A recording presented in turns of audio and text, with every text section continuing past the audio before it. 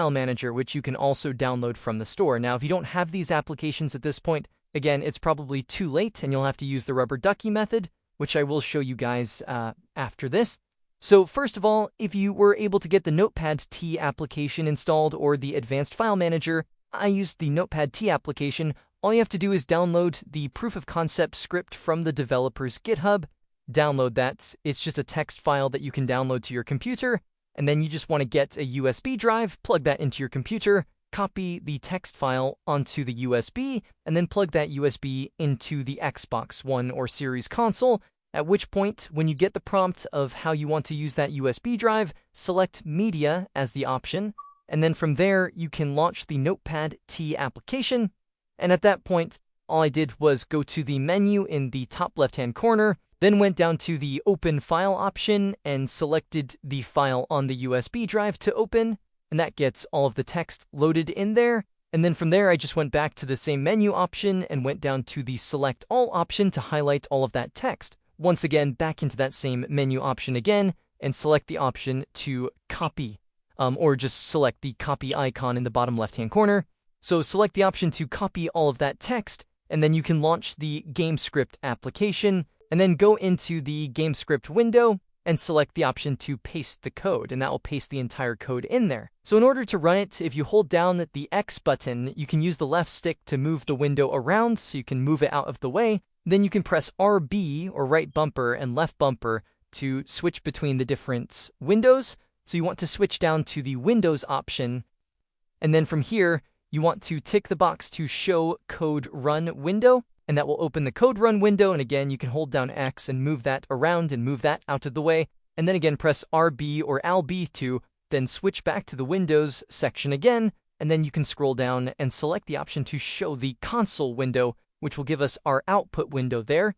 And then once we have that, we can then switch back again by holding X. I'm pressing RB or LB in order to switch back to the code run option, and then select the option to run code once, and that will run it. It does take a few seconds, give it like 5 or 10 seconds, maybe a bit longer, depends, but eventually it should print out the 1337 value in the console window.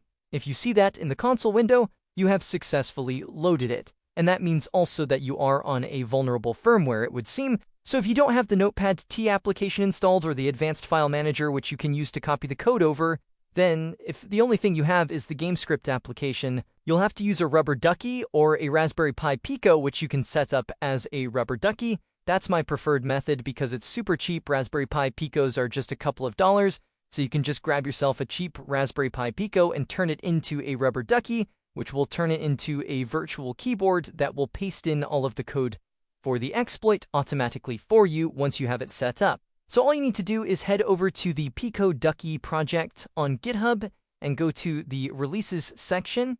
And then from there, if you scroll down, you have a bunch of different zip files. You want to select the one for your language. So probably Pico Ducky v2.0-us.zip. That's the one that I downloaded. So download the one that corresponds to your language. And then from there, you're going to want to open up that zip file, and that'll give you all of the files in there. And then we're going to plug in our Raspberry Pi Pico to the computer, and that should open up like a USB drive. And from there, you'll be able to then copy the UF2 file for the Pico. So mine's a regular Pico, but there's also one for Pico W. So copy your respective UF2 file onto the Raspberry Pi Pico, and then after a couple of seconds, it should automatically reboot, and it will come back as Circuit Pi. From there, you'll then be able to copy all of the other files across. So you're going to want to copy the lib folder, all of the Python files. You're going to want to select all of those Python files and the payload.dd file. You want to copy all of those over to the Raspberry Pi. And then once those are copied, we're going to edit the payload.dd file. So open that up in Notepad and get rid of the example payload that's in there. Then we're going to head back to the script from the developer. And if you scroll down, somebody has posted a rubber ducky payload version of the script that you can copy. So just highlight all of that and copy it.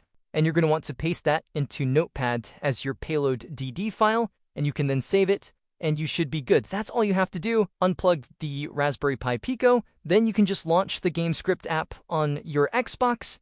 and get onto the actual game script window, select the code so that you can start typing, and then from there, you're going to just plug in the Raspberry Pi Pico, and after about 3 seconds or so, it should start automatically typing in the entire exploit code into that window, and you're just going to wait for it to finish typing all of it.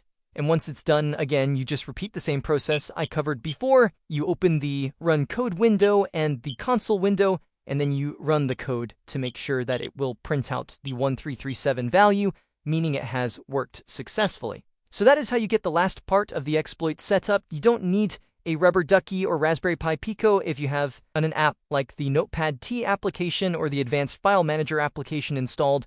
You can use those instead to copy the code over. It's much easier. But again, if you don't have those applications and you're not able to download them now because of the new update that's been released, then the Raspberry Pi Pico is still very easy to set up, and it works pretty well. So anyway, that's it for this one. Hope you guys enjoyed it.